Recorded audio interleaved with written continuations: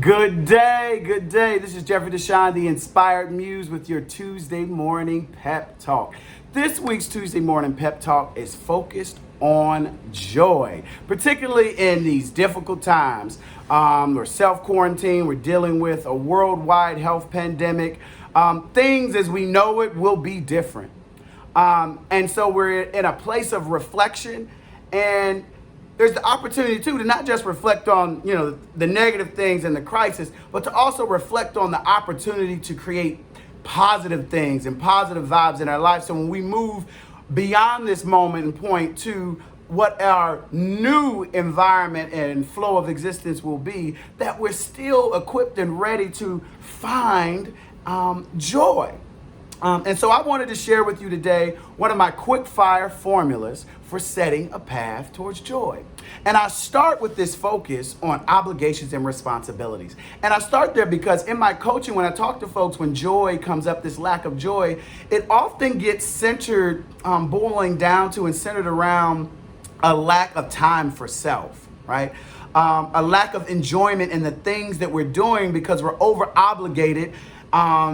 And have put more responsibilities on ourselves than we can actually manage. Because the reality is, we are our only finite resource, right? There's only so much of us and our energy, right, that we have to encumber. I love that word, encumber. I love working with financial people. When my financial heroes got me, Miss Yolanda turned on to that word, and encumberment, right? We love to, like you encumber money, we encumber energy, right? And when we take on responsibilities and obligations, and then we can find ourselves over encumbered. And in that over encumbered process, we have walled ourselves off and over divided ourselves and separated ourselves from the things that actually bring us joy.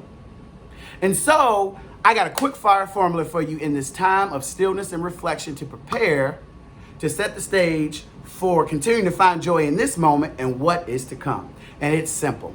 I want you to think about two things: obligations and responsibilities. And then I want you to list all of your obligations and responsibilities. What are the things that you define as an obligation and responsibility in your life? And then I want you to go, and beside each of those, I want you to tag it, whether it's something that is desired or obligated. What is desired? Desired is something that you want to do.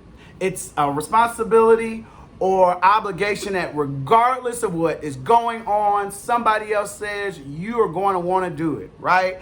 I love my rowing club, and so I don't care what the weather is. I don't care if the people on the board I don't like, I'm going to go to rowing club. Clearly, I don't row, but that's an example, right? So that's a desired obligation. I may be the president of the rowing club, but I love it, and so that's a desired obligation. So we're going to keep that. If there are obligations or responsibilities that you don't desire, you want to mark those, not desired.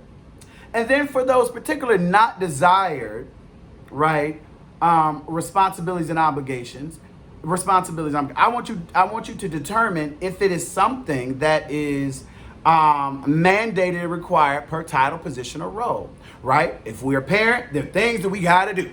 Pick the kids up, feed the kids, care, love for the kids, right? If we're an executive director of an organization, we got to run that organization. So there's some things that our roles, titles, and positions have obligated us to do and that we have to do, right? So we should identify those. Now, amongst those things, if there are things that you are obligated to do for title, position, or role, but they aren't desired, and you actually want to let them go, you recognize that me doing this is actually just generating activity and not actually getting me closer to joy, right? Not actually put me on a path towards opportunity and prosperity, then you might not be able to make an abrupt change. I'm not quitting my job, right? Don't do that. I'm not severing relationships negatively to step off of a board abruptly or something. But I can acknowledge now, I no longer want to do this, or there's time for transition. And now you can begin to set a course of action for being able to gift yourself back that time. And the reality is, by being able to identify and get closer to doing the things that you desire, right?